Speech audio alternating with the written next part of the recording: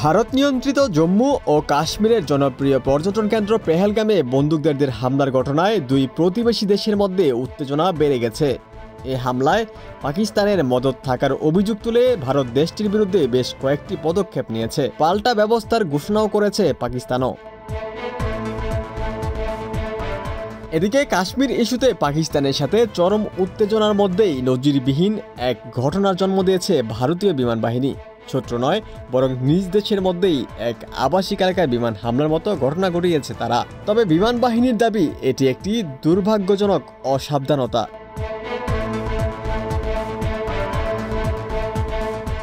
ঘটনাটি ঘটেছে মধ্যপ্রদেশের শিবপুরি জেলার পিছুর শহরে। স্থানীয় শিক্ষক মনোজ সাগরের বাড়ির ছাদে আকস্মিকভাবে একটি বাড়িদাতব বস্তু পড়ে। বিস্ফোরণের মতো শব্দ হয়, ফেটে যায় ছাদ, উঠোনে তৈরি হয় বিশাল গর্ত। ক্ষতিগ্রস্ত হয় বাড়ির দুটি কক্ষ এবং পাশে পার্ক করা একটি গাড়ি। তবে সৌভাগ্যক্রমে কেউ আহত হয়নি।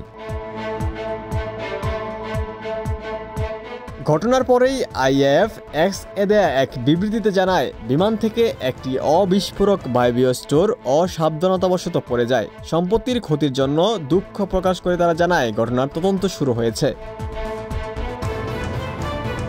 শিবপুরীর পুলিশ সুপার আমান সিং রাঠোর নিশ্চিত করেছে, পরিবারটির 4 সদস্য অক্ষত আছেন এবং পুলিশ প্রশাসনের দল ঘটনাস্থলে রয়েছে। সাব ডিভিশনাল পুলিশ কর্মকর্তা প্রশান্ত শর্মা জানান, দাতব বস্তুটিতে পোড়ার চিহ্ন রয়েছে এবং এটি খুবই শক্ত পদার্থ বলে মনে হচ্ছে।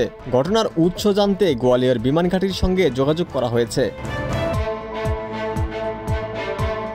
এদিকে ভারতীয় নৌবাহিনী সম্প্রতি আরব সাগরে একাধিক সফল অ্যান্টি-শিপ মিসাইল পরীক্ষা চালিয়েছে, যা দেশের সমুদ্র নিরাপত্তা এবং যুদ্ধ প্রস্তুতির ক্ষেত্রে একটি উল্লেখযোগ্য মাইলফলক। ভারতীয় নৌবাহিনীর মুখপাত্র সোশ্যাল মিডিয়া প্ল্যাটফর্ম X-এ জানিয়েছে, এই পরীক্ষাগুলি দীর্ঘ পরিসরে নির্ভুল আক্রমণের জন্য প্ল্যাটফর্ম, সিস্টেম এবং ক্রুদের কার্যকারিতা পুনর্যাচাই এবং প্রদর্শনের লক্ষ্যে পরিচালিত হয়েছে।